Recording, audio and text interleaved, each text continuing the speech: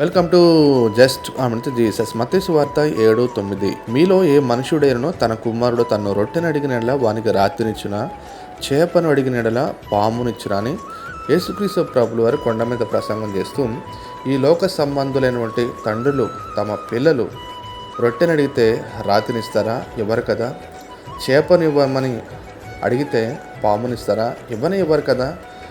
ఈ లోక సంబంధులైనటువంటి తండ్రులు తమ పిల్లలకు ఆహార విషయంలో శ్రేష్టమైన వాటిని అనుగ్రహిస్తారు. అయితే మీరు చెడ్డవారై ఉండి మీ పిల్లలకు శ్రేష్టమైన వాటిని ఇస్తారు కదా. అయితే మీ పరలోకమందునుండి తండ్రి మిమ్మల్ని అడుగువానికి అతి శ్రేష్టమైనటువంటి దీవెనలో ఇస్తాడు కదా. చూడండి, చెడ్డవారై ఉంటే మీరే మీ పిల్లలకు శ్రేష్టమైన వాటిని అనుగ్రహిస్తూ ఉంటే పరలోక సంబంధమైనటువంటి వరములు దేవుడు ఎక్కువగా ఇస్తారని యేసుక్రీస్తు ప్రభులు వారు ఒక ఆత్మీయమైన సత్యాన్ని తెలియజేయడం జరిగింది. కాబట్టి మన పరలోక తండ్రి పరలోకం నుండి ప్రతి అవసరము తీర్చి మన తృప్తిపరచును గాక. ఆమేన్.